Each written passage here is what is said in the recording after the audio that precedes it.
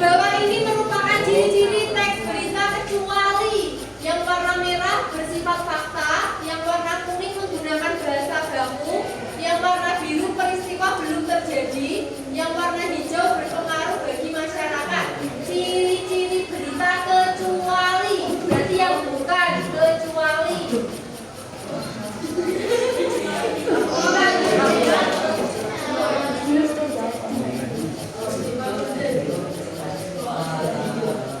Oke, sebentar. Jangan lupa ya, yang memegang poin tertinggi selanjutnya. Berita cetak bisa kita temukan di warna merah televisi, warna hijau gawai, yang warna biru radio, yang warna hijau koran. Pilih. Gawai itu handphone, gawai itu HP kan.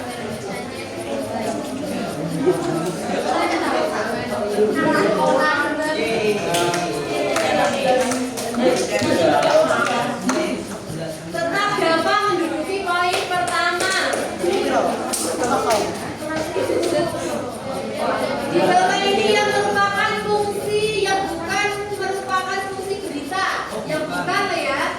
Yang warna merah memberi informasi, yang warna hijau menghibur, yang warna biru kontrol sosial, yang warna hijau menyebarkan hoax.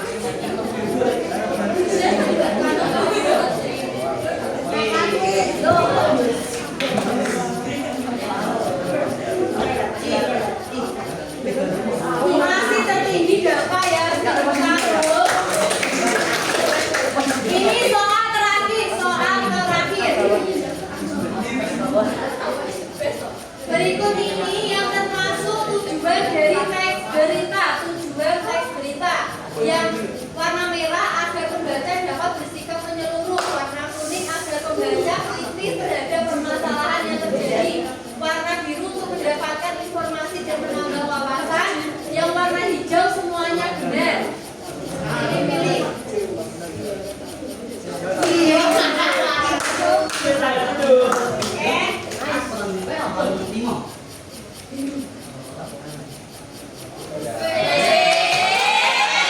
Siapa? Nomor 2 ini nanti.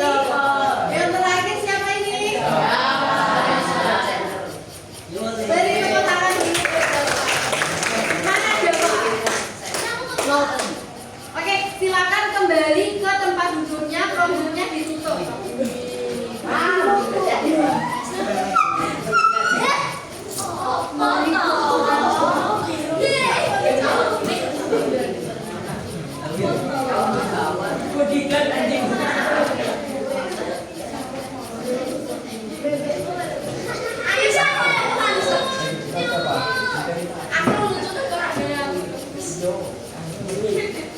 Oke, sudah semuanya ditutup rambutnya, tidak boleh ada yang dibuka.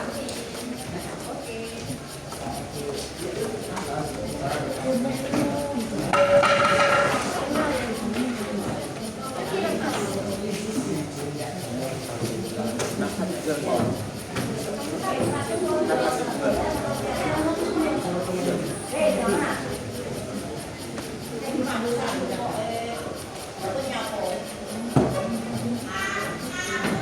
Anak-anak, tolong jangan dibiarkan untuk keluar kalau tidak ada perlu.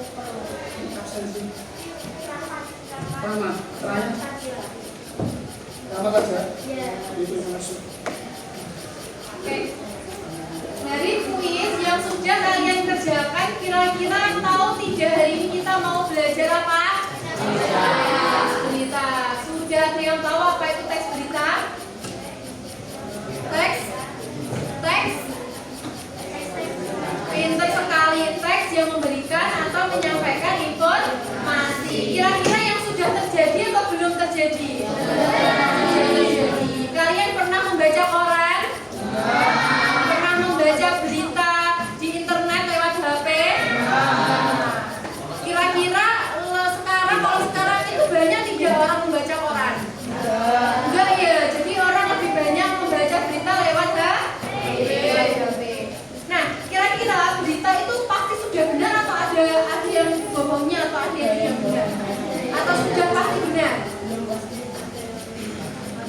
biasanya berita itu ada yang belum. Ya, betul sekali. Itu namanya belum pasti benar. Nah, hari ini kita akan belajar mengenai teks berita. Tujuannya apa kira-kira? Kalian belajar teks berita agar kalian bisa memahami informasi yang disampaikan dalam berita tersebut. Biar kalian bisa membedakan, oh ini berita yang benar, ini berita yang tidak benar. Nanti kalau kalian bisa membedakan, kalian terhindar dari berita-berita hoax seperti itu. Paham?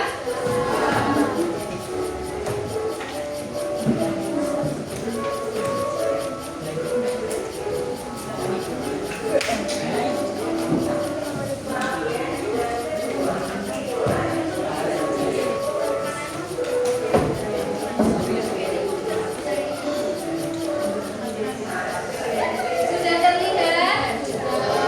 Oke. Jadi hari ini kita belajar mengenai teks berita. Coba dibantu untuk membaca. Siapa yang mau pengertian teks berita dulu? Ayo angkat tangan dulu. Masa nggak ada yang berani? Oke, boleh.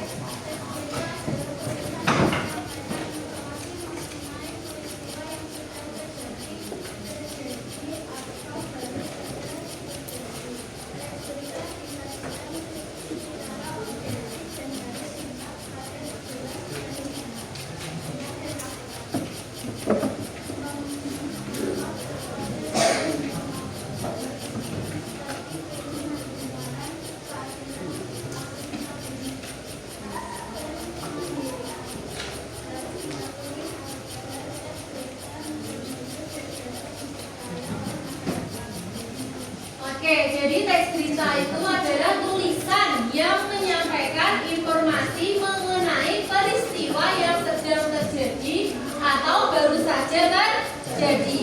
Kalau peristiwanya belum terjadi, berarti tidak boleh, itu bukan teks berita. Nah, teks berita itu harus objektif dan harus singkat, padat, jelas, benar, dan akurat. Tidak boleh menyampaikan berita yang sifatnya belum akurat, belum pasti, atau berita yang tidak benar. Paham di sini? Ada tanyakan tidak? Oke.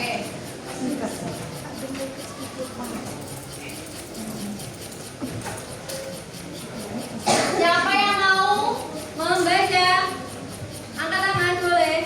Untuk teks berita, kita memiliki banyak fungsi, diantaranya sebagai sumber informasi terkini, alat untuk membentuk opini dan sudut pandang masyarakat, alat untuk membangun hubungan antara media, massa dan masyarakat, dan alat promosi dan branding dalam dunia bisnis.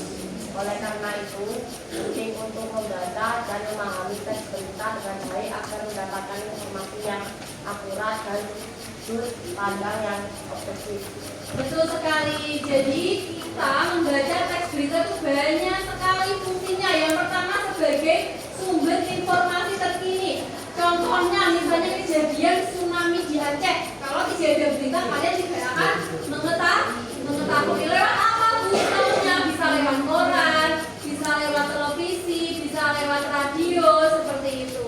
Kemudian alat untuk membentuk opini dan sudut pandang masyarakat, alat untuk membangun hubungan antara media massa dan masyarakat, serta alat promosi dan branding dalam dunia bisnis.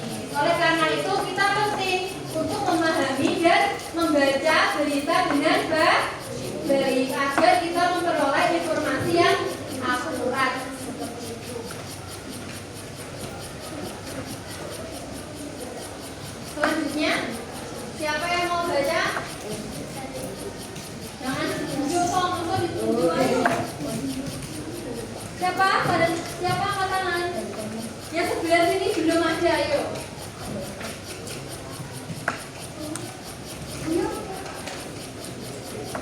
Perempuan ya. Ya,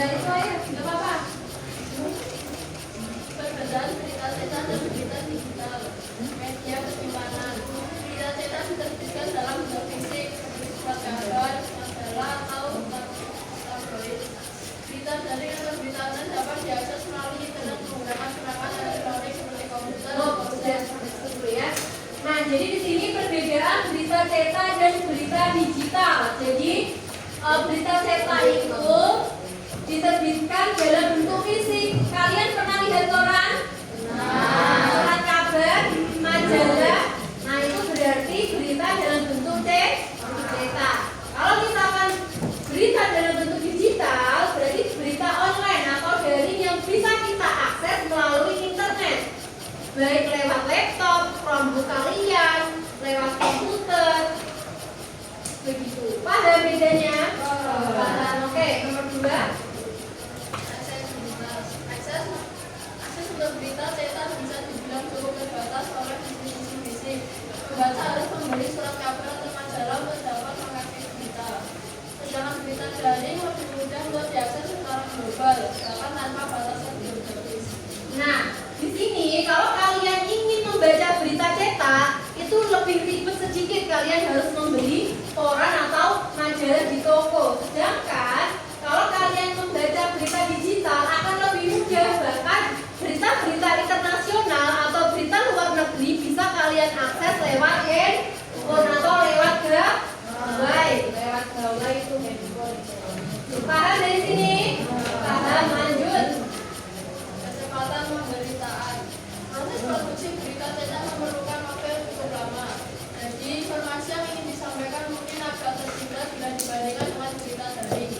Berita daring dapat diberbagi instan, sehingga pembaca dapat menerima informasi terbaru secara instan.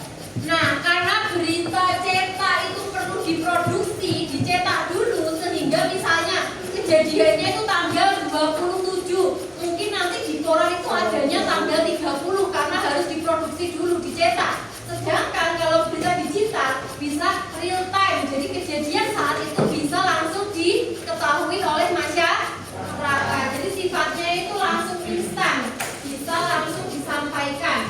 Paham? Bedanya. Lanjut.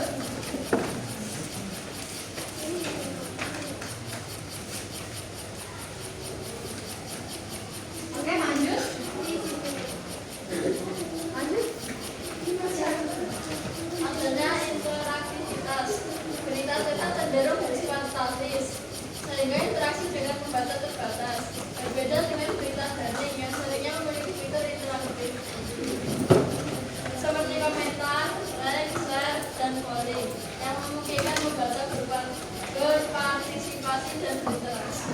Nah, ketika kalian membaca berita cetak, misalnya koran, kalian hanya bisa membaca saja, tetapi tidak bisa memberikan respon. Kalau kalian lihat berita di TikTok, misalnya ada kecelakaan gitu, atau misalnya ada bencana alam, kalian bisa memberikan respon, misalnya memberikan respon turut berduka cita, atau misalkan respon berita bagus bisa klik like, suka, seperti itu, atau bisa share, membagikan ke orang lain. Paham dari sini? Oke, lanjut. Ketersediaan isi, ruang terbatas dalam berita. Ruang terbatas dalam berita cetak seringkali membatasi jumlah informasi yang dapat dimuat dalam satu edisi. Sedangkan berita daring tidak memiliki batasan fisik, ini yang menjadikannya dapat menyediakan lebih banyak konten. Jadi kalau berita cetak, karena dia dalam bentuk cetak lembaran, otomatis jumlahnya itu dibatasi. Sedangkan kalau digital itu kita bisa menyampaikannya atau menyediakannya lebih banyak konten, bahan beritanya itu lebih banyak dan lebih lengkap. Terakhir, Keberlangsungan arsip. Arsip berita cetak sangat mungkin untuk rentan terhadap kerusakan fisik atau kehilangan seiring berjalannya waktu. Berita daring cenderung lebih lama jika dikelola dengan baik karena data dapat disimpan dalam bentuk digital dan mudah direplikasi. nah kalau misalkan berita cetak, kalian punya koran atau majalah, mungkin 1 bulan sudah dimakan raya kalau kalian simpan ya. Tapi kalau kalian punya berita lewat HP di screenshot, selama HP itu tidak rusak atau kalian tidak hapus, pasti masih ada. Paham nggak dari sini? Ditanyakan tidak? Beneran nggak ada? Paham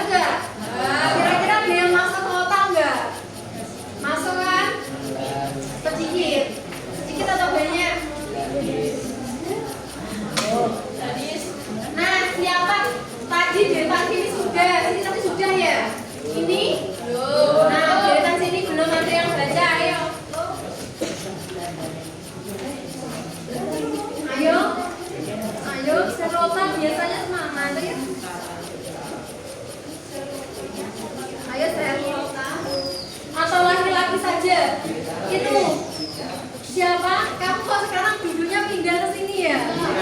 Siapa yang pindah? Dia sendiri pengen pindah. Paksa. Siapa yang ngusir? Dewas, kamu yang baca. Kelihatan tidak?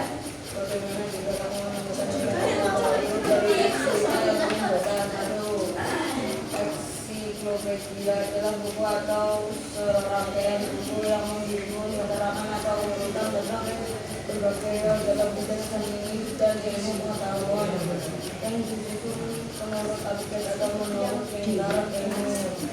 Buah kamus adalah buku acuan yang memuat kata dan ungkapan biasanya disusun menurut abjad. Kami dapat digunakan untuk menyusun kata-kata. Dari desa adalah buku referensi berupa daftar buku terkait dengan sinonimnya. Nah, kalau misalkan contohnya yang dulu kalian membaca berita nih di koran atau di TikTok atau di Facebook, kok ini katanya aku nggak tahu ya, kata apa ini, kata asing atau kata apa, misalnya gawe itu apa ya kira-kira. Nah, apa yang kalian lakukan? Mencari tahu lewat apa kira-kira?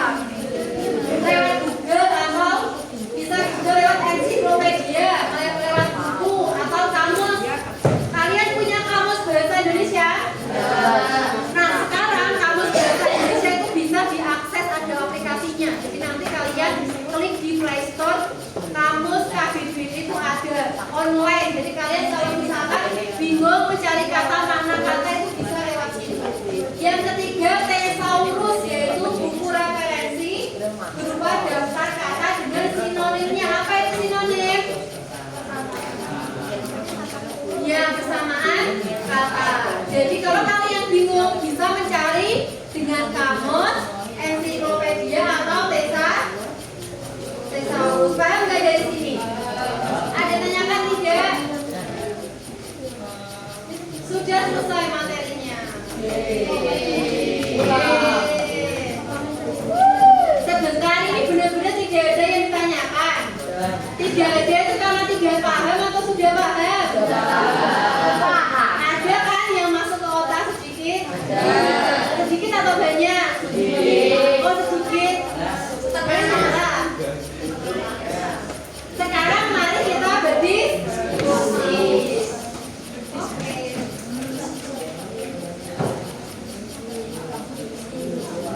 Kita diskusinya satu bangku aja ya, biar lebih fokus. Nanti kalau banyak-banyak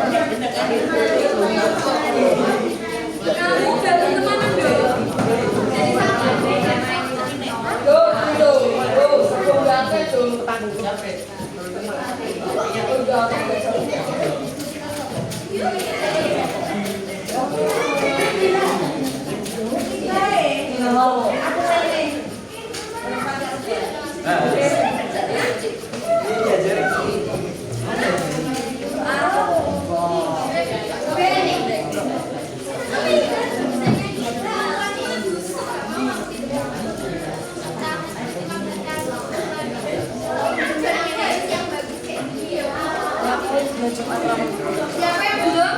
Aku. Ini langsung yang berat.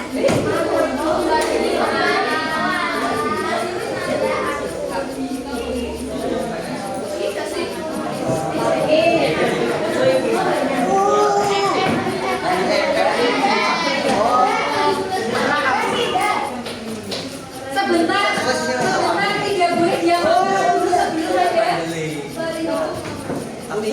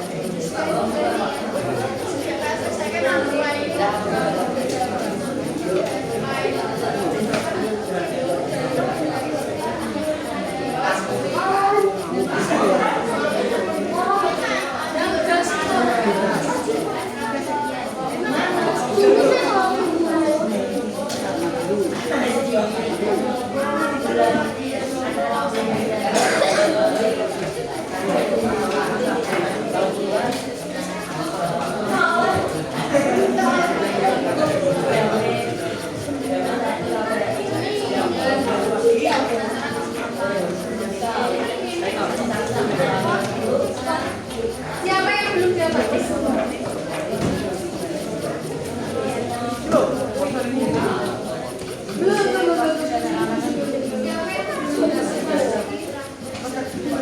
Kamu ketiga. Ini. Sudah semuanya? Sudah? Sudah ada yang belum dapat? Halo. Oke, petunjuk yang pertama cara pengerjaannya. Soal ini bacaannya ini tidak boleh dicoret-coret. Nanti kalau dicoret saya kena denda 10.000. Ya, ini nggak boleh dicoret-coret. Dikembalikan dalam keadaan bersih dan rapi seperti ini. Oke. Yang nomor 2 ini, silakan nanti diberi nama kelompok dan kelasnya. Dikerjakan di sini sesuai dengan perintahnya. Tidak boleh rame. Nanti kalau ada kelompoknya yang tidak ikut mengerjakan, namanya tidak usah ditulis. Paham? Bisa dikerjakan mulai dari sekarang. Namanya di atas sebelah kiri. Namanya di atas sebelah kanan. Ini namanya di atas sebelah kanan.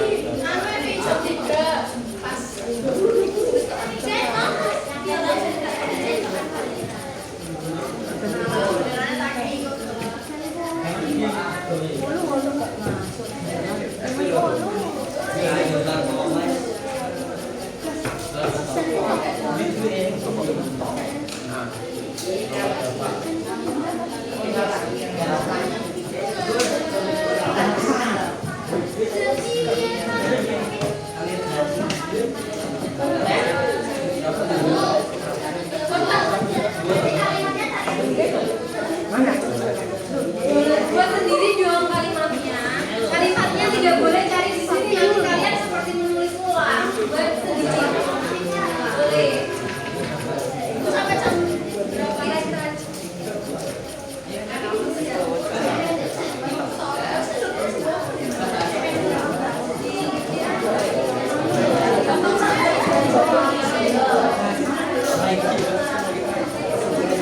Nah itu pinter. Kenapa gak diganti? Kenapa gak diganti? Gak diganti ya? Iya tuh. Apalagi ya?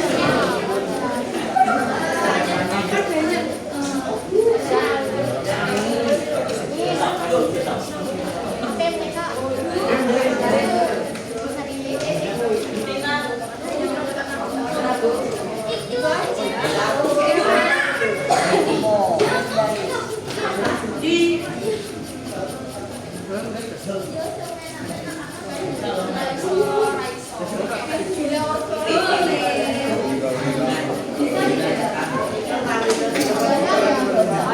Iya. Yang ini nggak boleh coret ya.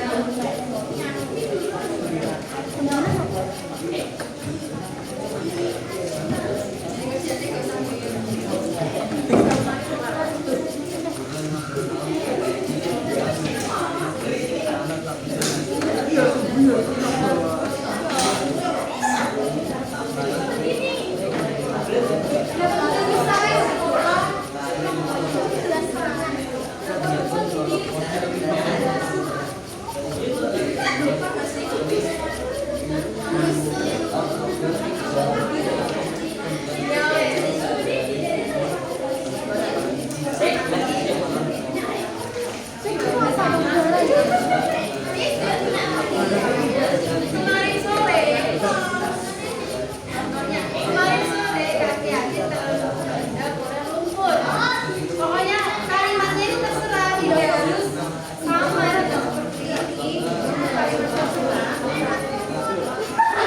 Pacaran. Pacaran.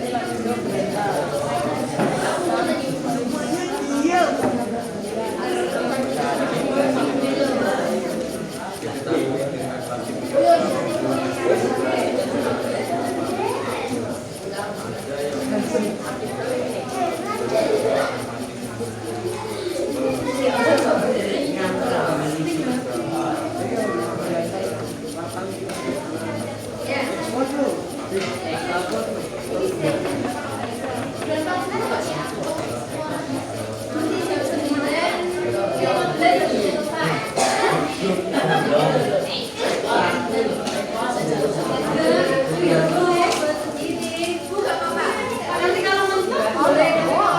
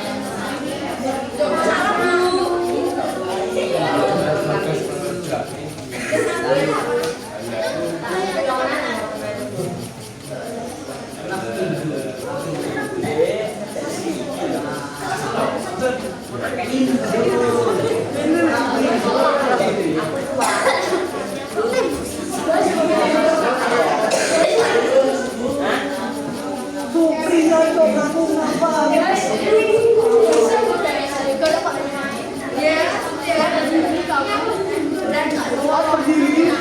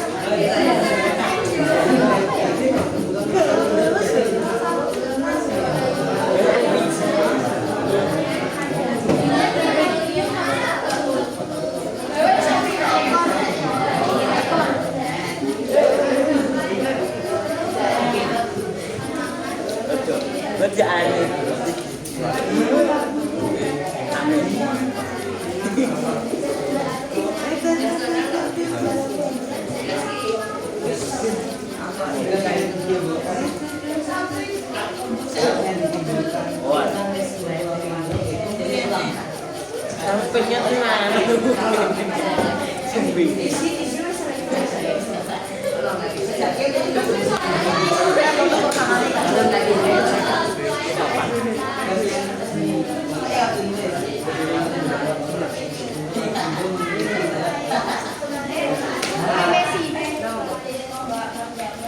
Ayo 10 menit lagi ya, udah selesai.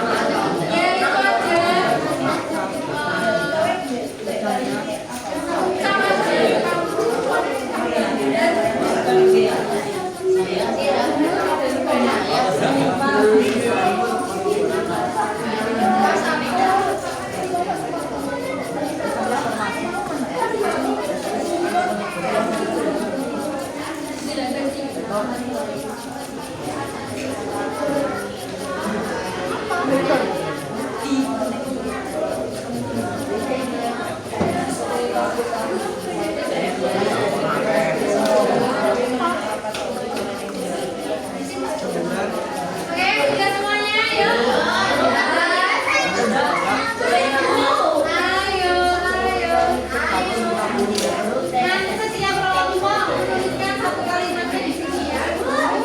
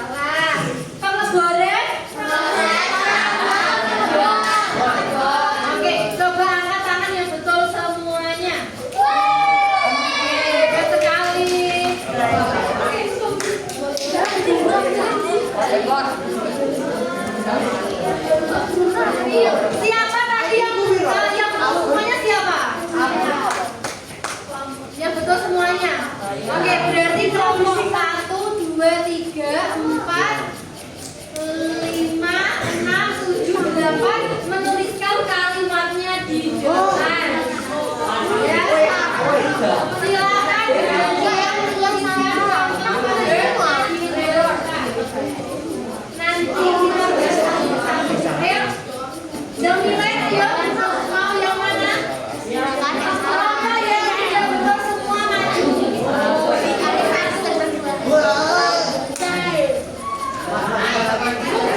Yang tidak betul semuanya ya saya cek dulu.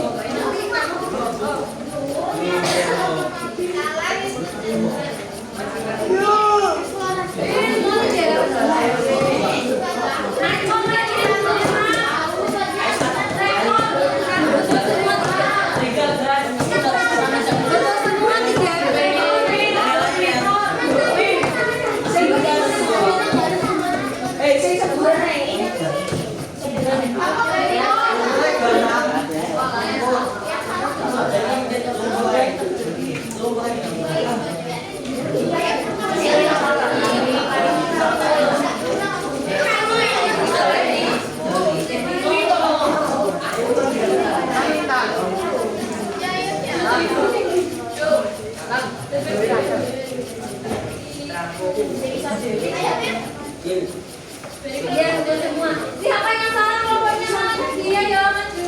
Sini. Menuliskan kalimat ini. Kamu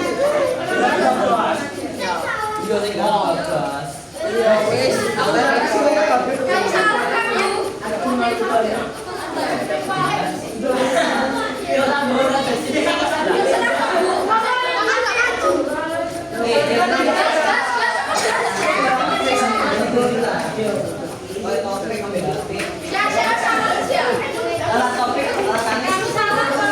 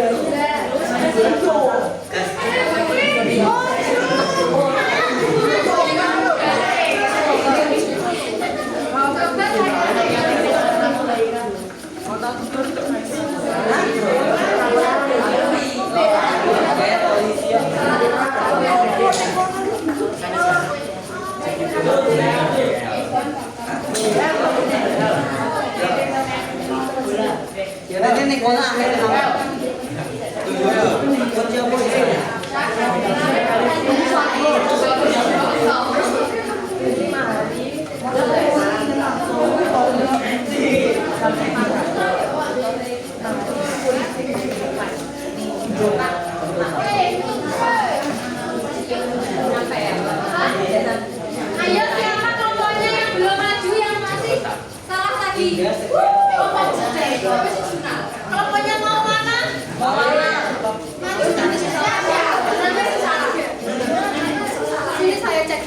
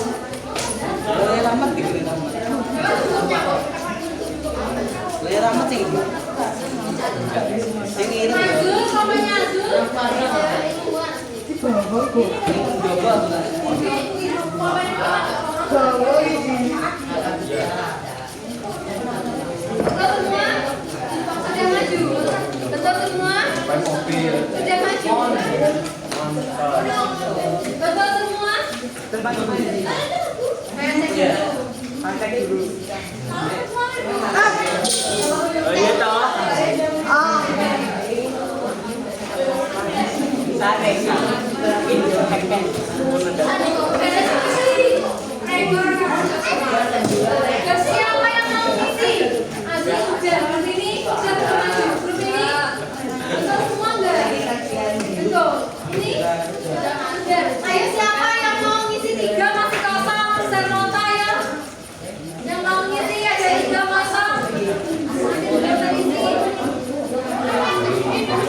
Ayo siapa tes ya? Kamu aja deh. Aku.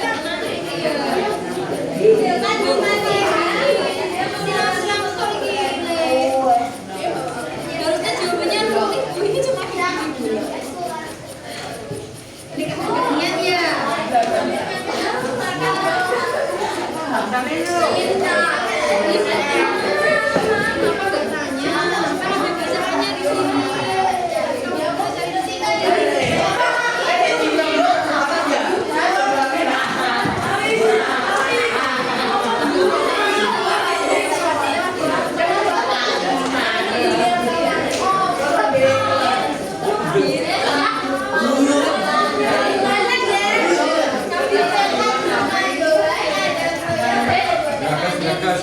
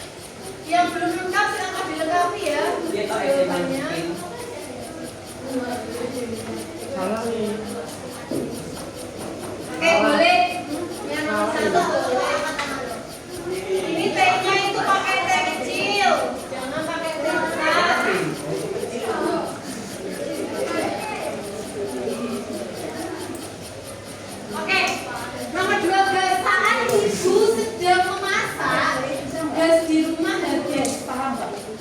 Boleh ini? Boleh ya? Boleh, tapi jangan saat ibu sedang memasak, gas di rumah habis. Di rumah itu dipisah atau jadi satu? Di rumah itu dipisah atau jadi satu? Dipisah. Kalimat menunjukkan kan?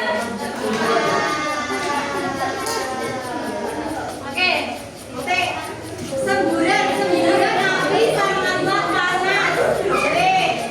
Esnya ini kecil.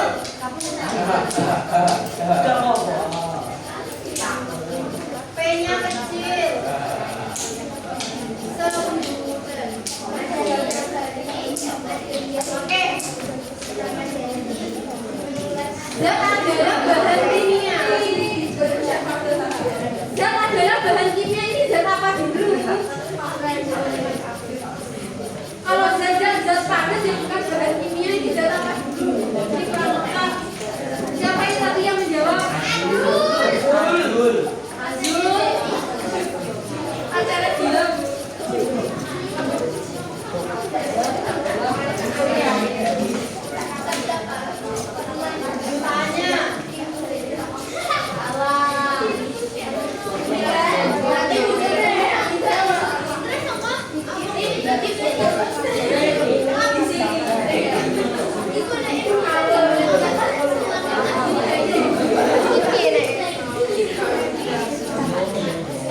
Contohnya bisa seperti ini.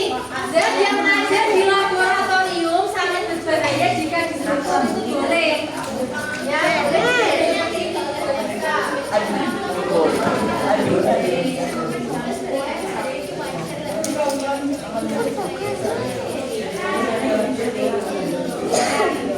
Ketika saya lagi di rumah, suhu terasa panas. Ini rumahnya terasa di aja. Ketika ada di rumah, suhu terasa panas. Suhu ruangan terasa panas.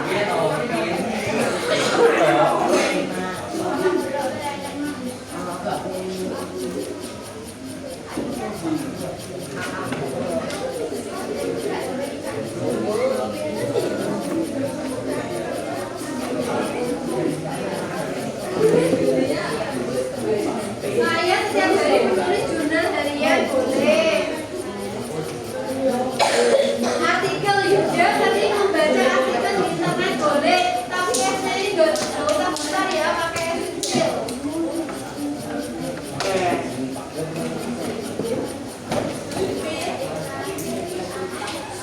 Ada yang memenangkan rekor lomba jauh antar provinsi. Tapi kan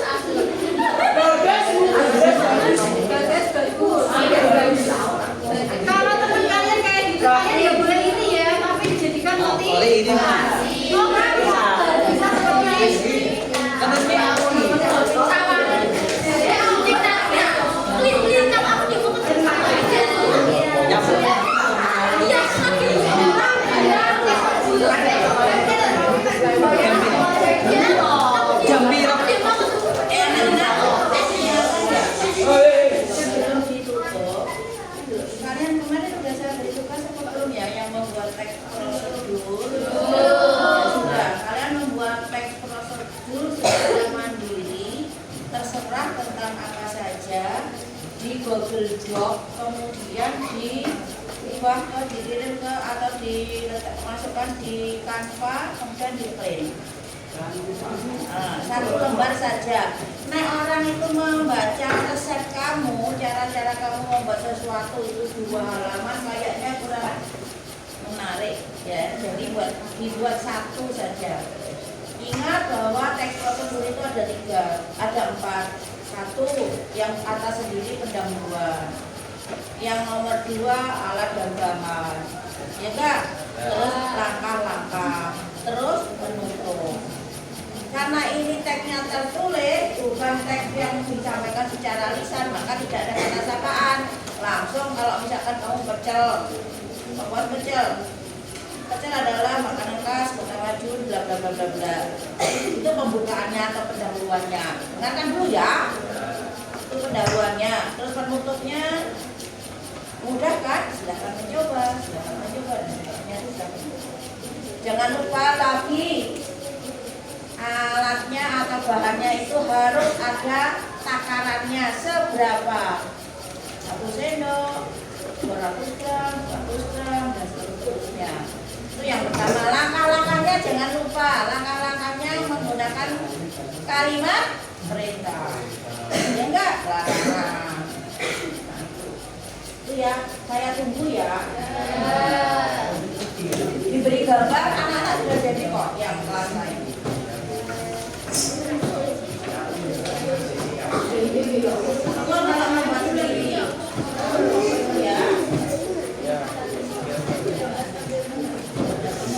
Saya tidak mau loh ya, kalau saya harus nagih-nagih, jadi tunda-tunda pekerjaannya. Ini ada 30 menit. Ayah ditunggu Bani ya, minggu ini bisa? Kalau misalnya kalian masih ragu, tetapnya bawa ke Bani ini betul. Nah, baru dimasukkan kantor baru print. Terus namanya di bawah sendiri, tulisannya fontnya kecil saja. Kalau kamu menggunakan font 12, kalau menggunakan font 12 atau 11, kalian namanya fontnya 11 saja atau di bawahnya ya, gede-gede. Nama tugas bahasa Indonesia Mendikbud bisa ngelek-ngelek. Terus nama kelas gede-gede bisa ngelek-ngelek. Jadi namanya langsung gini aja. Ayo dengarkan. Misalkan panggilan kamu, misalkan Bani ya, Ani Handayani garis miring 7F garis miring nomor urut absen. Kecil saja, letakkan paling bawah sendiri, mepet karo dari perkakas. Paham ya? Boleh kamu tarik di kanan, boleh kamu tarik kiri. Ya sama